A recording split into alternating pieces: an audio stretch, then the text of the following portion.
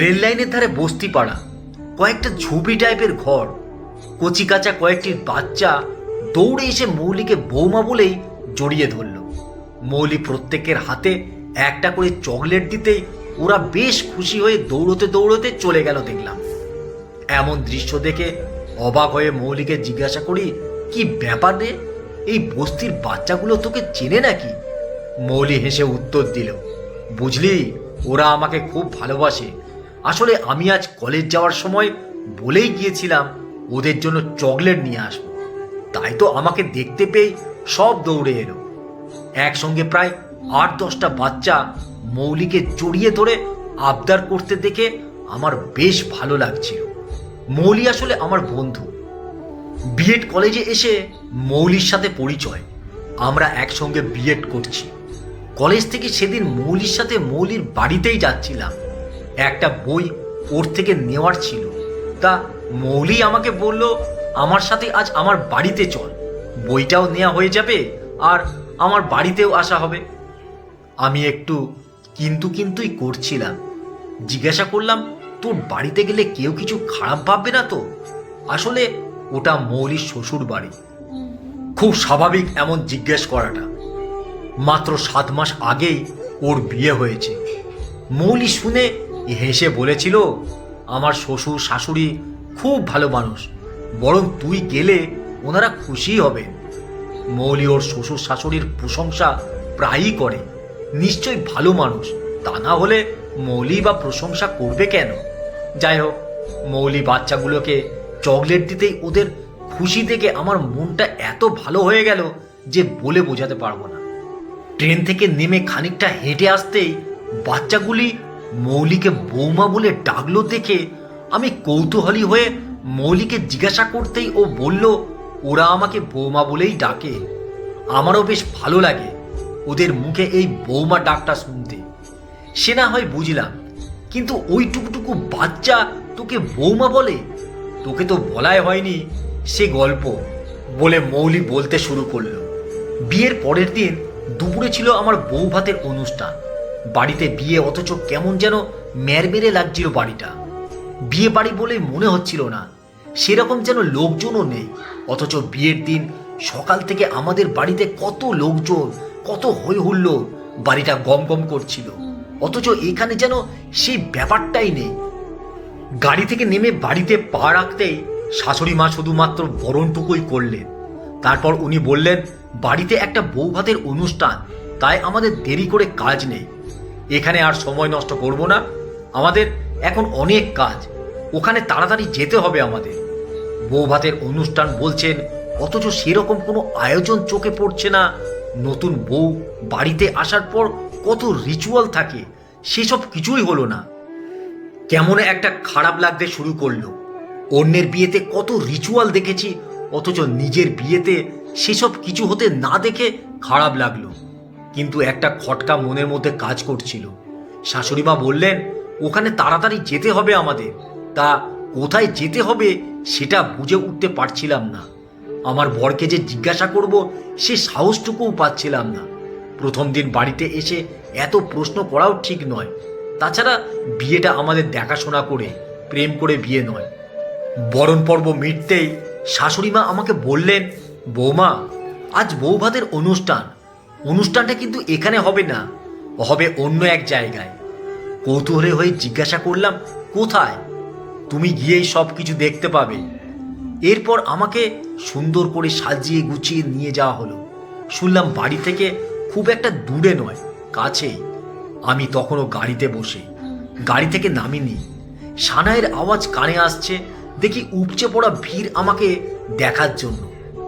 ভেবেছিলাম বিয়ে বাড়ির জন্য হয়তো কোনো লজ ভাড়া নেওয়া হয়েছে। আমার ধারণা ভুল। বাড়ি থেকে একটু দূরে রেল লাইনের ধারে একটা বস্তি, ওখানে আয়োজন হয়েছে বউ ভাতের অনুষ্ঠান। দেখলাম বস্তিগুলোর পাশেই একটা বড় প্যান্ডেল, ওখানে সব খাওয়া দাওয়ার আয়োজন। এই রকম একটা বস্তি এলাকায় আয়োজন দেখে আমার বরকে জিজ্ঞাসা করি, অত বড় বাড়ি থাকতে এখানে বউ ভাতের আয়োজন? আসলে এসব কিছু আমার মা বাবার ইচ্ছেতে। আমি কিছু বুঝে উঠতে পারছিলাম না। সেই মুহূর্তে আমার শ্বশুর মশাই আমার কাছে এসে বললেন, বৌমা, খুব অবাক হচ্ছ তাই না?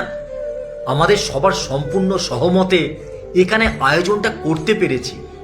এই যে সব ছোট ছোট ঝুপড়ি ঘরগুলো দেখছো, এদের জন্য আমাদের এক ছোট প্রচেষ্টা। এদেরকে সেভাবে কেউ কখনো নিমন্ত্রণ করে না, কোনো সামাজিক অনুষ্ঠানে এরা কখনোই যেতে পারে না। চিরকাল এভাবেই এরা থাকে। তাই ভাবলাম আমার ছেলের বিয়ে উপলক্ষে এদের জন্য যদি একটু আয়োজন করতে পারি তাহলে মন্দ হয় না। তাই তোমার শাশুড়ি মা আর আমি ঠিক করি এদের প্রত্যেককে নিমন্ত্রণ করে খাওয়াবো আমরা। শ্বশুর মশাইয়ের কথায় বুঝে যায় সব কিছু, কিন্তু এভাবে তো কেউ কখনো ভাবে না। ওনারা যে ভাবতে পেরেছেন এটা ভেবেই ভালো লাগছে। পুরনো সব রিচুয়ালকে দূরে সরিয়ে দিয়ে নতুন করে নতুন ভাবনায় বউ ভাতের অনুষ্ঠান সত্যিই প্রশংসার দাবি রাখে। কথাগুলো আমি ভাবছি, তখনই আমার শাশুড়ি মা বললেন, বৌমা, আমরা ভাত কাপড়ের অনুষ্ঠানটা আলাদাভাবেই করতে চেয়েছি। ভাত কাপড়ের অনুষ্ঠান মানে দায়িত্ব নেওয়া। সেই দায়িত্বটা আমরা আজ থেকে নেব এই অসহায় মানুষগুলোর জন্য।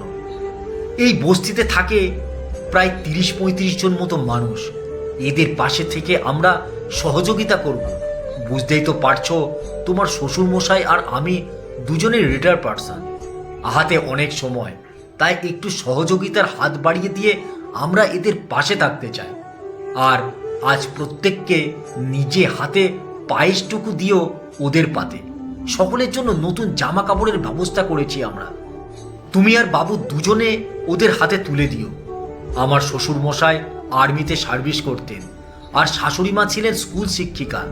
দুজন মানুষ যে এতটা উদার হতে পারেন সেটা কখনো ভাবিনি। আমি শাশুড়ি মায়ের দিকে তাকিয়ে বলি, আপনারা যা করেছেন একদম ঠিক কাজ করেছেন মা। আমিও আপনাদের মতো মহান কাজের সঙ্গে যুক্ত থাকতে চাই। আমিও নিজে কিছু করতে চাই। এমন শুভ দিনে দায়িত্ব নিতে মন্দ লাগে না। তার আগে আমার একটা চাকরি দরকার। চাকরি পেয়ে আমিও নিজে কিছু খরচ করতে পারবো। কিন্তু এই মুহূর্তে তো। আমার কথা থামিয়ে দিয়ে শাশুড়ি মা হেসে বললেন, ওরে পাগল মেয়ে, সব কাজে টাকা লাগে না, লাগে মন, লাগে মানসিকতা। তোমার কাছে টাকার থেকেও বড় জিনিস আছে, সেটা হলো বিদ্যা, যা টাকার থেকেও মূল্যবান। এই বস্তিতে অনেক বাচ্চা আছে যাদেরকে পড়াশোনা শেখানোটাও খুব জরুরি। সেই কাজটা তুমি করতে পারবে। আসলে কি জানো তো বৌমা, শিক্ষার আলোয় যদি এদের আলোকিত করা যায়, এরাও সমাজের ভালো জায়গায় পৌঁছে যাবে একদিন। সমাজের বুকে মাথা তুলে দাঁড়াবে। সেটার জন্য একটা সৎ প্রচেষ্টা দরকার, আর সেটা তুমি পারবে নিজেই। সেদিন শাশুড়ি মায়ের কথায় একটা বড় মনোবল সঞ্চয় করে ফেলি এবং শাশুড়ি মাকে বলি, আমিও পারবো। আপনারা যখন সাথে আছেন তখন পারবো না এটা হয় নাকি? সেদিন দুপুরে ভাত কাপড়ের অনুষ্ঠান হয় এক অন্যরকম দায়িত্ব নিয়ে। প্রচলিত যে রিচুয়ালগুলো হওয়ার কথা সেগুলো হয়নি বলে আমার একটু আক্ষেপ হয়নি। মনে একরাশ ভালো লাগা তৈরি হয়ে গিয়েছিল। সেদিন সকলের পাতে যখন পায়েস দিচ্ছিলাম, আমার শাশুড়ি মা আমাকে দেখিয়ে বস্তির সকল মানুষগুলোকে বলে দিচ্ছিল, তোমরা আজ থেকে সবাই বৌমা বলেই ডেকো। তারপর থেকে আমি হয়ে গেলাম সকলের বৌমা। এক নতুন রিচুয়াল তৈরি হয়ে গিয়েছিল সেদিন। এই ছোট ছোট বাচ্চাগুলো যখন বৌমা বলে ডাকে, ওই ডাকের মধ্যে আমিও যেন মা ডাকটাই শুনতে পাই। সেদিন মৌলির বৌমা হয়ে ওঠার গল্প শুনে কি যে ভালো লাগলো বলে বোঝাতে পারবো না। মৌলিকে বলি, সত্যি তুই সৌভাগ্য করে এমন একটা নিজের বাড়ি পেয়েছিস, যে বাড়িতে প্রতিটি মানুষ ভীষণ ভালো। এমন মানুষদের পাশে পেলে কোনো মেয়ে আর শ্বশুর বাড়ি বলবে না, বলবে তার নিজের বাড়ি। ঠিক বলেছিস। আমি নিজেকে খুব হ্যাপি বলে মনে করি এই রকম একটা হ্যাপি ফ্যামিলি পেয়ে। আমার হাজবেন্ড খুব হেল্পফুল, ও আমাকে সব সময় সহযোগিতা করে। আমার শাশুড়ি মা আর আমি দুজনে এই ছোট বাচ্চাগুলোকে পড়ায়। শুধু পড়ানো নয়, এদের শরীর খারাপ হলেও চিকিৎসার ব্যবস্থাও করে আমার শ্বশুর মশাই। এদের সুবিধা অসুবিধার পাশে থাকতে পেরে নিজেকে ভাগ্যবান বলে মনে হয়। সেদিন থেকেই আমি এদের কাছে বৌমা হয়ে রয়ে গেছি। এদের ভালোবাসায় আমি নিজেকে ভরিয়ে তুলি সব সময়। বিয়েতে পাওয়া আমার এই বৌমা উপহার আমাকে আর একটা নতুন জীবন দিয়েছে।